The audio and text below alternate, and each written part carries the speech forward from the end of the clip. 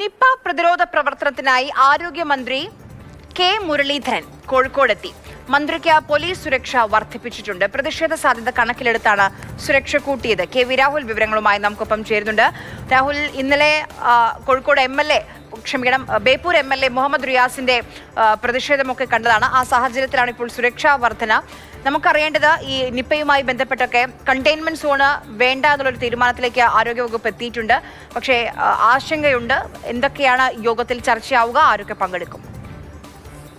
ആര്യ, ഉന്നത ആരോഗ്യ വകുപ്പ് ഉദ്യോഗസ്ഥർ, വിവിധ വകുപ്പുകളുടെ മേധാവികൾ, അങ്ങനെ എല്ലാവരും പങ്കെടുത്തുകൊണ്ടുള്ള അവലോകന യോഗമാണ് മന്ത്രിയുടെ അധ്യക്ഷതയിൽ അല്പസമയത്തിനകം കോഴിക്കോട് കളക്ടറേറ്റിൽ ചേരാൻ പോകുന്നത്. മന്ത്രി ട്രെയിനിലാണ് കോഴിക്കോടേക്ക് വന്നത്. ഇറങ്ങി കളക്ടറേറ്റിലേക്ക് പോയിക്കൊണ്ടിരിക്കുകയാണ്.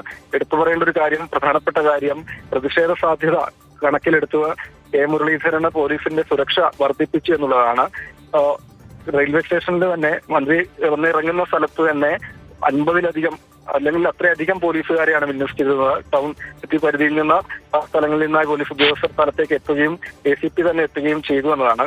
കാരണം ഇന്നലെ കൺട്രോൾ റൂമിന് പുറത്ത് MLA മുഹമ്മദ് റിയാസിന്റെ ഒരു പ്രതിഷേധം ഉണ്ടായി. അത് കൺട്രോൾ റൂമിൽ നിന്ന് നിപ നിരീക്ഷണത്തിൽ കഴിയുന്ന ആളുകളെ ബന്ധപ്പെടാൻ കഴിയുന്നില്ല എന്ന് ചൂണ്ടിക്കാണിച്ചാണ് പിന്നീട് മന്ത്രിയെ കൺട്രോൾ റൂമിലേക്ക് MLA കൺട്രോൾ റൂമിലേക്ക് കടത്തിവിട്ടില്ല എന്ന ഒരു കാര്യം കൂടി റിയാസ് ചൂണ്ടിക്കാണിച്ചിരുന്നു. അതിനുശേഷം ഇന്നലെ വൈകിട്ട് കോഴിക്കോട് നഗരത്തിൽ CPM-ന്റെ തന്നെ പ്രതിഷേധ പ്രകടനവും ഒരു പൊതുയോഗം എന്ന രീതിയിൽ പരിപാടി നടത്തിയിരുന്നു. അതായത് നിപ പ്രതിരോധത്തെ രാഷ്ട്രീയവൽക്കരിക്കുന്നു, ജനപ്രതിനിധികളെ പോലും പങ്കെടുപ്പിക്കാതെയാണ് രാഷ്ട്രീയപരമായി നിപ കൈകാര്യം ചെയ്യുന്നത് എന്നാണ് ആ CPM-ന്റെ യോഗത്തിൽ വിമർശനമായി ഉയർന്നിരുന്നത്. അതിനൊക്കെ പിന്നാലെ ഏതായാലും മന്ത്രി ഇപ്പോൾ കോഴിക്കോടേക്ക് എത്തിയിട്ടുണ്ട്.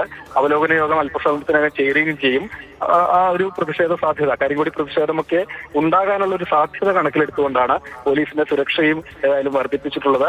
അപ്പം കണ്ടെയ്ൻമെന്റ് സോണായി ഇതുവരെ പ്രഖ്യാപിച്ചിട്ടില്ല നിപ സ്ഥിരീകരിച്ച പ്രദേശം. അതിനുള്ള ഒരു സാഹചര്യമില്ല, അങ്ങനെ പ്രഖ്യാപിക്കേണ്ടതായിട്ടില്ല എന്നാണ് ഇന്നലെ ജില്ലയുടെ ചുമതലയുള്ള റവന്യൂ മന്ത്രി AP അനിൽകുമാർ തന്നെ ജില്ലയിലെത്തി കളക്ടറേറ്റുകൾ നടത്തിയിരുന്നു.